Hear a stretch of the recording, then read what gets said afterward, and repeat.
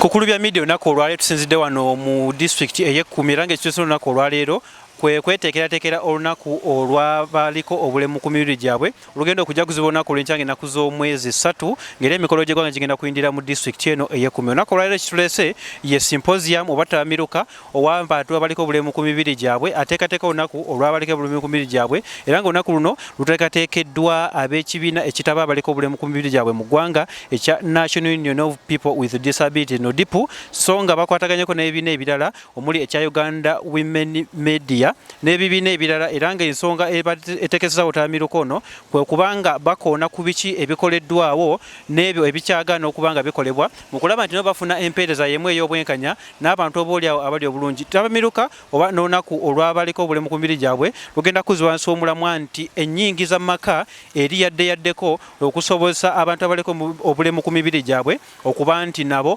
bakulaakulana. Bingi ebyogedde mu ttamiruka ono n'ebyo okwemulugunya kw'abaliko obulemu ku mibiri gyabwe n'ebyo ebituukiddwako na biki ebisuubira okuba nti bikolebwa mu kulaba nti nabo bafuna empeereza y'emu etuukanye n'eyaabo abatalina buzibu bonna ku mibiri gyabwe okusobola okulaba nti tewali kusosolebwa kubatuusibwako era nga olunaku olwaleero omugenyi omukulu abaddewo mu nteekateeka eno ye minisita ow'abaliko obulemu ku mibiri gyabwe Helen Asamo era nga n'apakakaza nti gavumenti ku bamu ku bantu beesoosowaza mu abaliko obulemu ku mibiri gyabwe okulaba nti buli puroguramu gy'ebeereese y'enkulaakulana nabo ebanga ebagattako. Ebisinga ku bino tugenda kuba tubikutuusa ku Kulubya Media sigala ku mukutu. Today we are here to celebrate the International Day of Persons with Disabilities, which is going to be celebrated tomorrow. But as part of the pre-activities, we have organized a symposium to reflect on the theme. And the theme today is improving household incomes for persons with disabilities.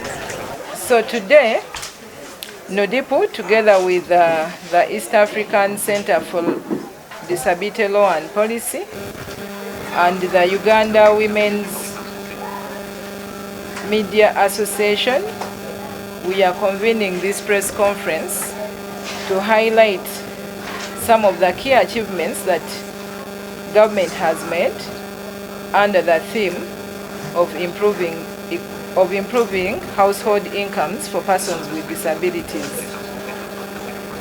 For the well-being of persons with disabilities,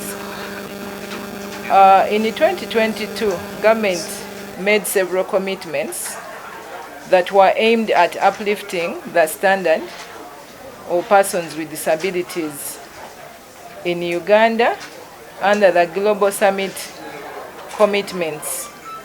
And in 2018, similar commitments had also been made in the same aspect of uplifting the standard of persons with disabilities under the same arrangement.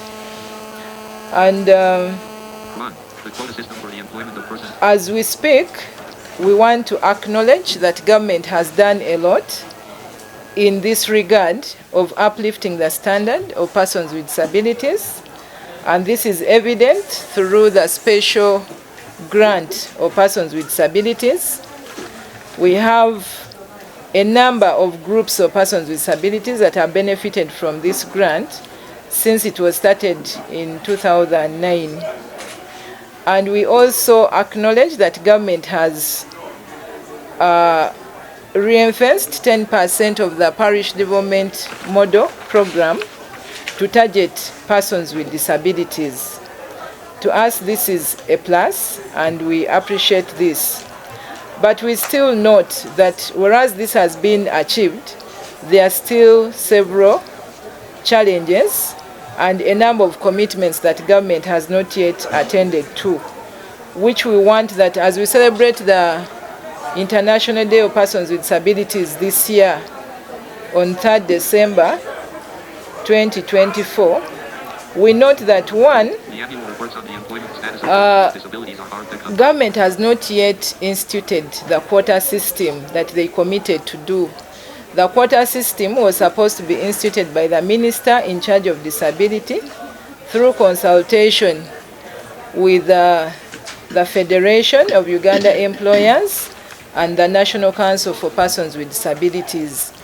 And this was supposed to enable persons with disabilities get job opportunities or employment opportunities across the different sectors, both public and private. But to date, this has not yet been achieved. And the danger with persons with disabilities not having gainful employment is that their household incomes will not improve whatsoever. Then two,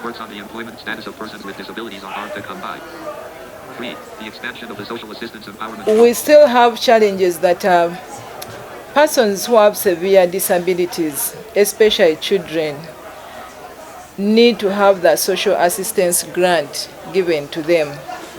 But as we speak, there is no policy in this regard, and yet we still see many children with severe disabilities struggling with life and management of the disability.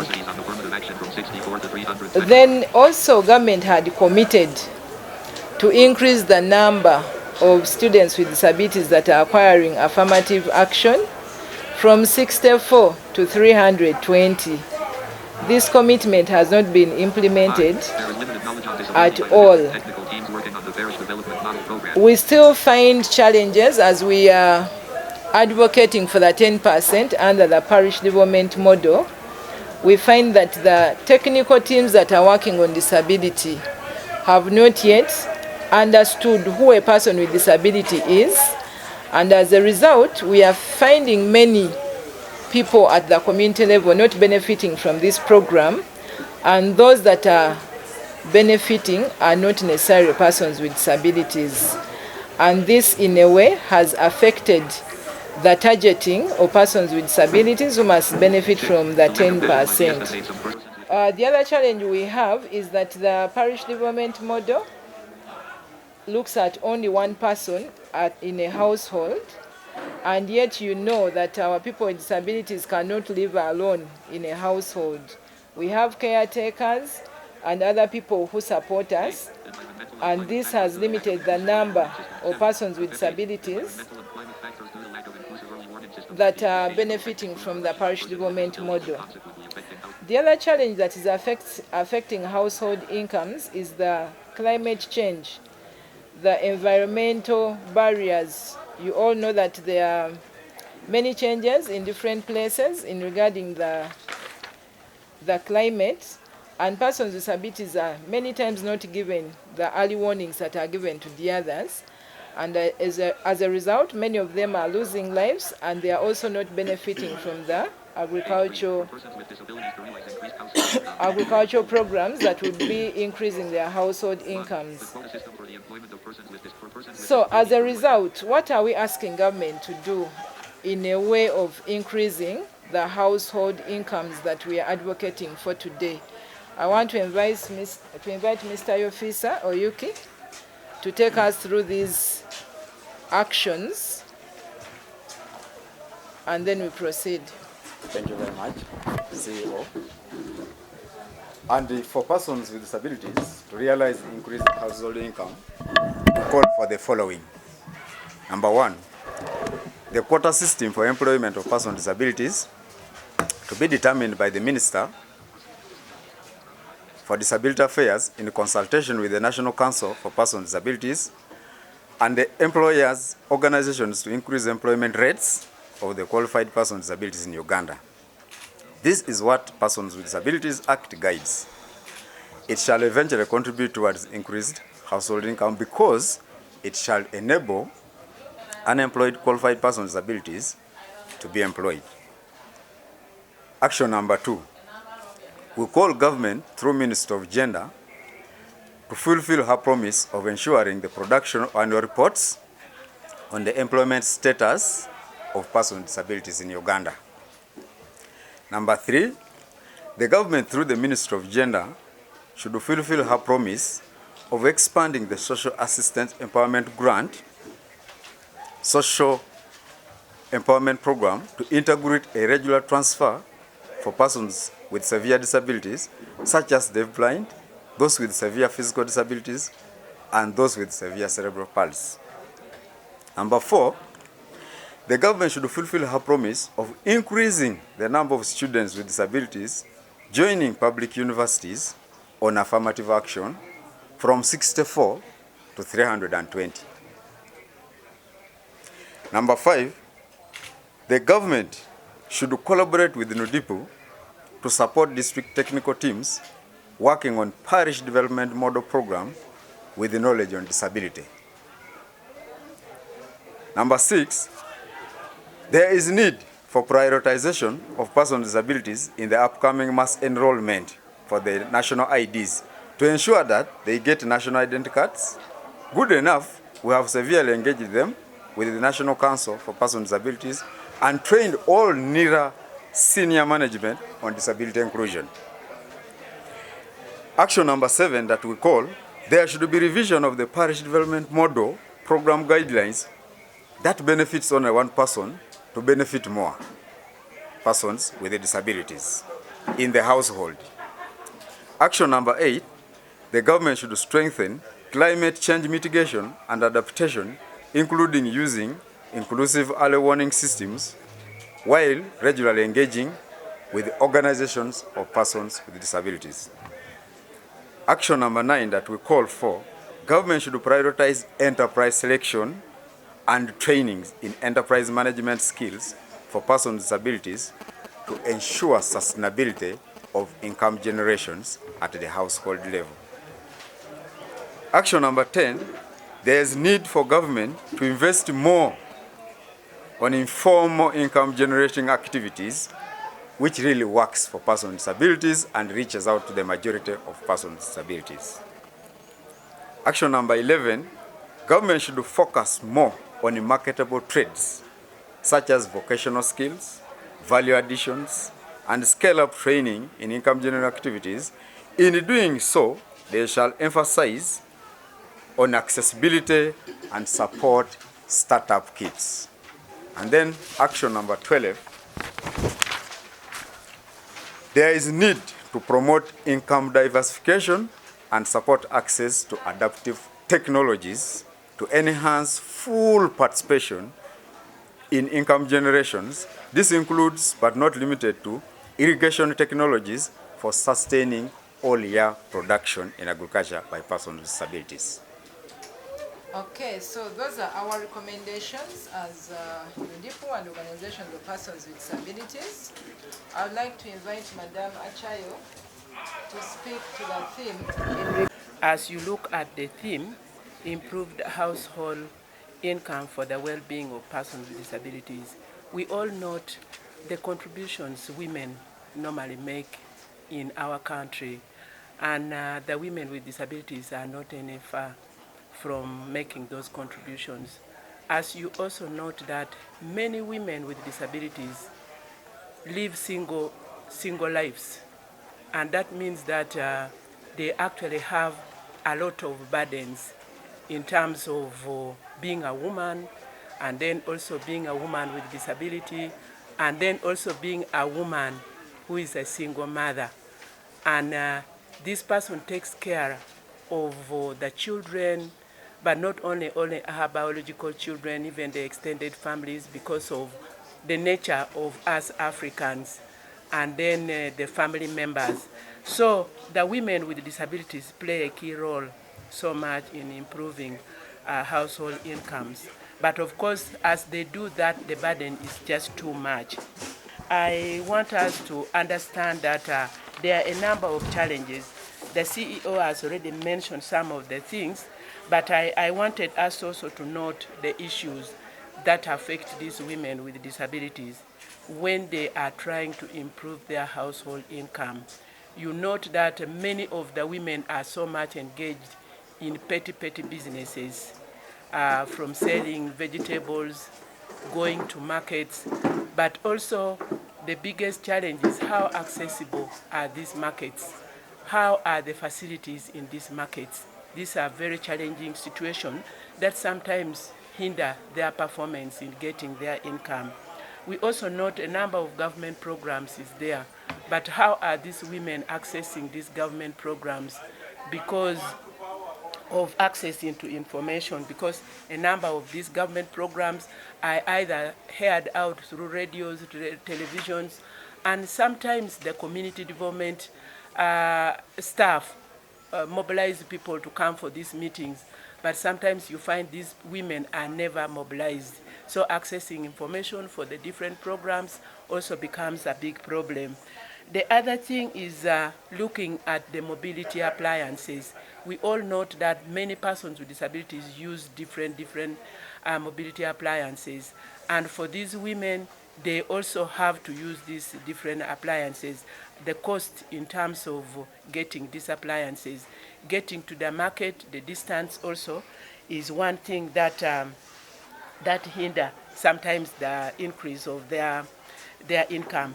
The other thing that we also note as a challenge is basically increased additional costs, because as a mother, you will always have to have a woman with disability, you have a wheelchair, you need somebody to push you, but also you are having a baby. You may also need a babysitter. So all this increases their cost, and as they are improving household income, a lot of cost also goes into these other things that needs to be taken care of. And then the other thing is that the other challenge is that most of our women with disabilities lack exposure. They lack exposure in terms of generating income at their household, and this somehow also affects the income at house level. And then the program manager Nodipo has talked about adaptive technology. As we note that a number of businesses now are going into use of technologies, and how do we make the women get to these adaptive technologies is a big challenge.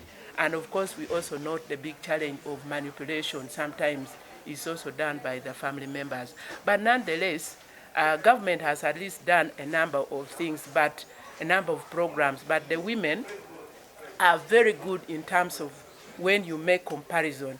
Though these women, government has failed to come out with specific numbers or percentage for women to access this.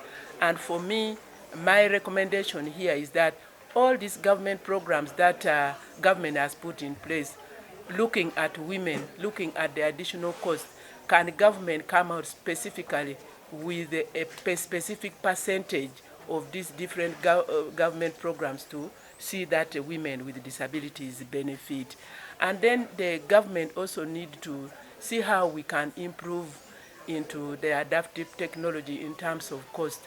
This may be only not for women, but also persons with disabilities, looking at the different disabilities, that we really need to see how government can make these technologies much more cheaper, so that we really see that these people get to. For example, when we are talking about knowing the prices outside there, we need these technologies. We need the issue of cost of data.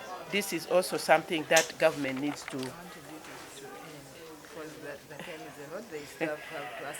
And then lastly, as we are going in for this, the quota system needs also to be unpacked to take care of how many women with disabilities are in this quota system.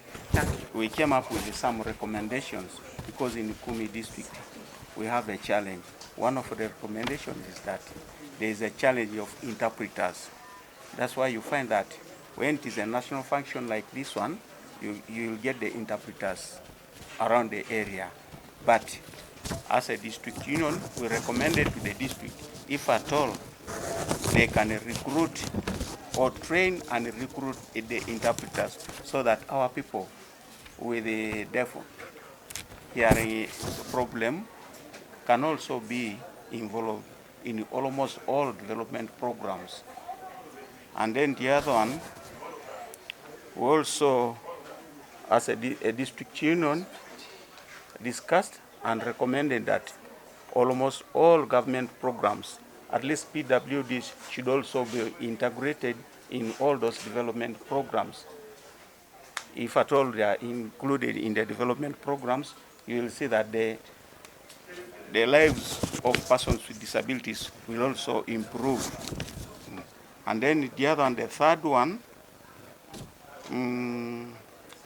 we also recommended, after discussions during the recruitment, we discussed and recommended that if at all the District Service Commission, because we have our PWDs who have the required documents to be recruited, if at all they can be recruited, and whereby we have a member of the District Service Commission, a person with disabilities, and we were like, if at all this person can support, provided that person with disability has the required documents to be considered. And then the third one, the fourth one, we were like, we recommended that as a district union, if the district can integrate all PWDs into development programs, because they take, for example, like the CEO talked, she talked about the integration of persons with disabilities in these development programs. Like PDM, the percentage is too low. For us as a district union, we have very many people with the disabilities who need to be helped. But when you look at the percentage, it is very minimal. If at all the government can reconsider and increase the percentage of people with disabilities to benefit in the PDM. Body that is given the powers to do so. And in this case, it's the Ministry of Education. So what are we doing? We are first of all advocating for the policy on inclusive education to be passed by government, because the inclusive education policy would guide on what are the standards that each school should have if they have learners with disabilities mainstream. It is supposed to guide what should be the budget that each school should be given if they are having learners With the press. It's supposed to guide what are the qualifications of the teachers that are going to support such learners. As we speak now, that policy is not there. So the few that you see in the schools, it's out of the advocacy we have done. It's out of the well-wishers having the spirit to support. And that's the reason we see that the standards are not the same across the country. So we are engaging the ministry on that. But even when the policy is not there, there's a department in charge of special needs at the ministry. We are working closely with this department to see when we get reports of that nature, like this child has been rejected, we normally go to the ministry and ask them to see how they can issue either an instruction or whatever they call it to make sure that such a child is not rejected, because government agreed to implement inclusive education under all circumstances. So no child is supposed to be rejected on the basis of disability. Yeah. I just wanted to add something on that. I think this is something which is very key in the livelihoods of everybody, that we know education is the key. Now, for us, we would request media to always come out and report these cases, so that maybe the disability movement should be able to use the Persons with Disabilities Act, which is very clear about anybody who denies a child with disability in accessing education. So for me, just looking at an instruction is not enough, but we just need to see how we get this information in terms of getting media reporting these cases, and then the other organization, OPDs, should be able to come in and swing in place. But also we have the National Council for Persons with Disabilities, who is also monitoring, and I am sure a monitoring body on the violation of the rights of persons with disabilities. So we should be able to task the National Council and say, this has happened, so how do we go about it, especially when we get the media reporting this thing. Thank you. And then we bring them. They are trained, they have gone to school, they have their degrees in sign language, diplomas, depending on the level. So when they are interpreting, please trust what they are doing. But the deaf people can confirm to what I'm saying. if the information they are getting is always wrong.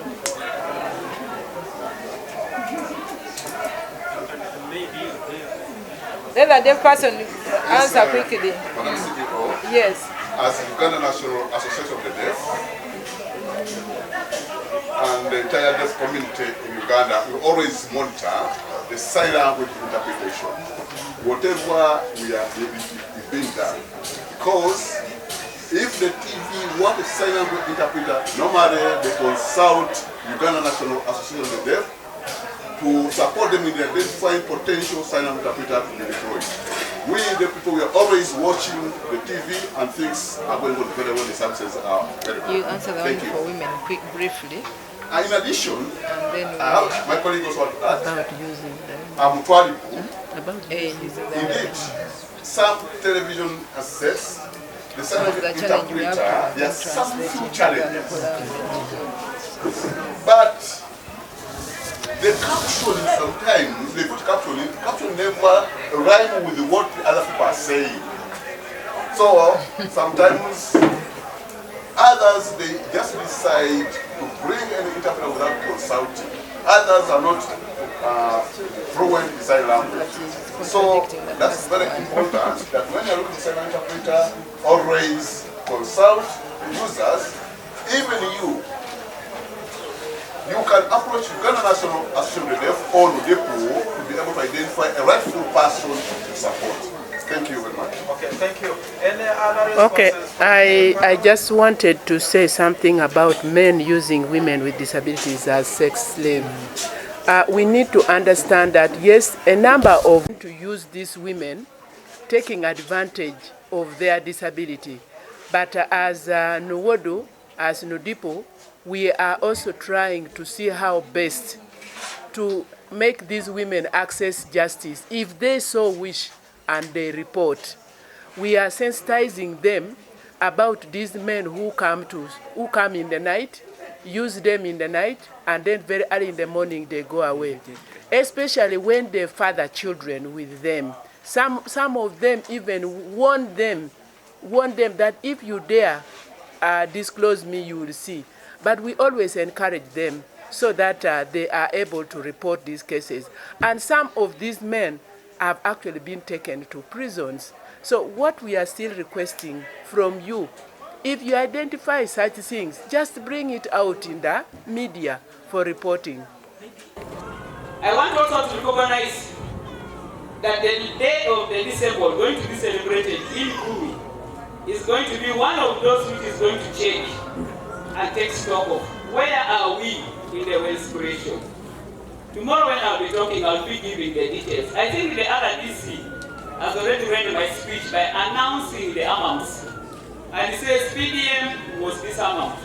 And we need to some Kumi who have already given the 10%. Because in my paper, I know I have only 3% of PDM which has gone to the people. But the Kumi is 10% of the PDM, meaning 10 disabled people per parish have already received what? The money. And those 10 people might not be here. But I've been told some group of people have been brought here to testify. And with the Kumi district, I am a witness. At least I've moved all the sub-counties here and have found people with this income generation doing very well. I was given a sheep, I was given a goat, I said, but I did might get to me. So if you have to carry those things. And they have given me chicken, they have given me birds from this area. Very happy for the population. And I think they are doing well. Cool, let's clap for Kumi. It's a really model district. I also want to say that as we move to the celebration, let us check Enioga. All the constituencies of Uganda got Enioga money, 30 million per constituency. But we leaders, when we get the money, we share. And we forget to make it a revolving fund. But I want to congratulate those who have worked well and have already gone to their amount of 50 million in their circle as a capital from government of Uganda. I want to congratulate them. And one of them, I think, nearest here is Kapir County, where they are already at 50 million. That's the nearest. But I'll be getting all the details tomorrow to give to you. We have the National Special Grant, which has also been going to us. It's now in billions. Again, some of us leaders, when we get the money, we don't want to keep the seed and produce. We want to eat it. Let's get this seed, produce it, and ensure that we get fruits. We don't want to eat it and begin saying, now so and so do this, so and so do this. For me as your minister, whatever program will come to government, I will make sure that we are there. Whether they give us a small share, but we are there, and we must be there. And I want to thank God that at least I went to cabinet. I have seen where they make decisions. That's the cabinet of Uganda. Because there is no decision in Uganda that will come out without the cabinet what? Approving. So that's the beauty that I would like to be there. And this little time that God has given me to serve, up to 2026, I think I'll do my best to serve people with disabilities, especially the most poor of the poorest, to ensure that they can get that one. I also want to encourage members here, as we move together, let us ensure that the issues of disability are put on the forefront. Our partners from the civil society, whom I also supervise as a minister, by appointing letter, please, let's get the money, and the money must go for people with disabilities. And let's hear the money is down. Let's feel the money, let the people touch the money, and then we know that we are doing good work for our people. I also want to say that my department is always open. We are open to all criticism, we are open to all discussion, and we are open to all proposals. In this juncture, allow me to Prosper and his team, the team of the Minister of Gender. Maybe you need to stand up for recognition so that people see the people who are running with me in the ministry. I don't know where they are, but I want to say thank you so much. Those are very few. I know there are very many. But I want to say in the ministry, I went there, and again, I see the Musoka is also here. Thank you. The work of the ministry. Thank you. Your work of the ministry. When I went to that ministry, we didn't have a parking. These are simple things, but now we have at least one parking. When the ministry, I was not toilet for disability. I said that I cannot be a minister, seated here and there's no toilet. Now from floor 1 up to floor 7, I think I was told only floor 8 is still pending. We now have our toilets which are what? Accessible. We have so far employed 2 interpreters in the Ministry of Gender. We have also employed somebody in the vocational skills who is visually impaired. So we are moving forward to see that we can do that. That Rome was not built in one day. When you're a disabled person, know that you are part of Uganda. So when you're a child at home, whether the firstborn, the lastborn, when the cake is brought, it will be shared equitably. And sure that everybody gets something. And I want to also say, my minister, Honorable Peter Mongi, is very supportive of issues of disability. And want to thank her for that. In conclusion, there are issues of disability and challenges that we have had, issues of education, issues of employment, issues of social protection. All those things have been summarized in what we call the blueprint on people with disabilities. As I talk, the blueprint is already at the office of the president.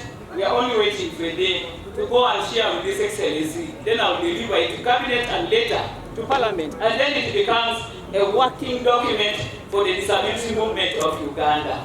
If that succeeds, I will die well, I will die happy that I have done a lot for people with disabilities. I will die very happy because I know that government now takes over issues of what? Of disability. Because I've been an advocate for all these years and I know what our issues are. I've also been informed that the issues of the National Development Plan 4, because we have been in 3, have captured our issues of disability. Because the last year's symposium, those who attended, we brought in the chairperson of the National Development Plan, and she told me, now I know your issues.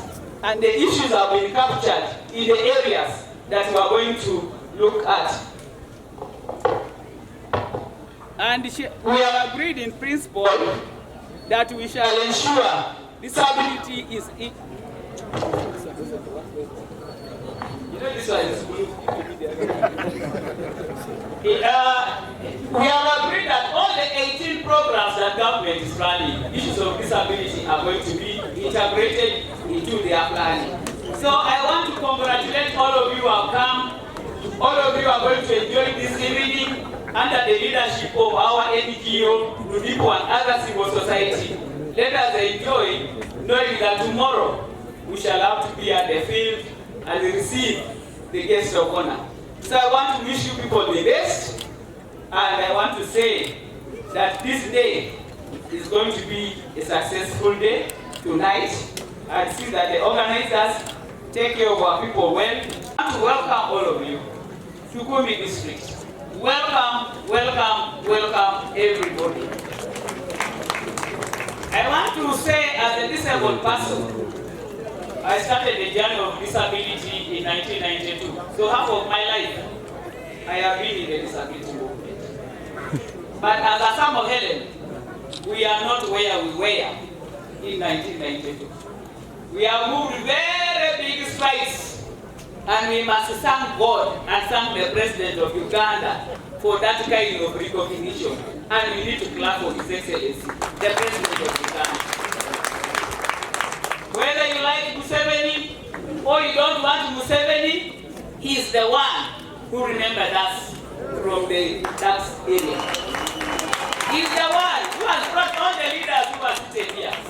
Over 40,000 leaders in Uganda. That's a great moment that we need to appreciate. We shall have challenges, but see how we can move to the challenges and come with proposals and solutions so that we can move together. Because there's no one person who can deliver the disability movement. We need to be united in diversity to ensure that disability movement reaches the heaven it's supposed to go. We need to work together and see that we improve. The theme of this year is improved household incomes for the well-being of persons with disabilities.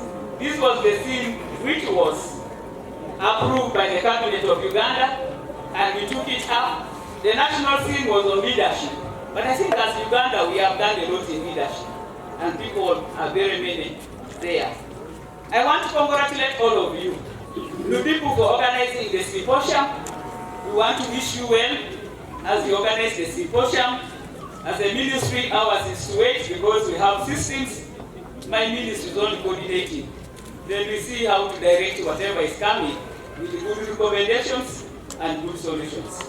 Otherwise, we wish you well. I hope the team has also asked to handle the symposium next year.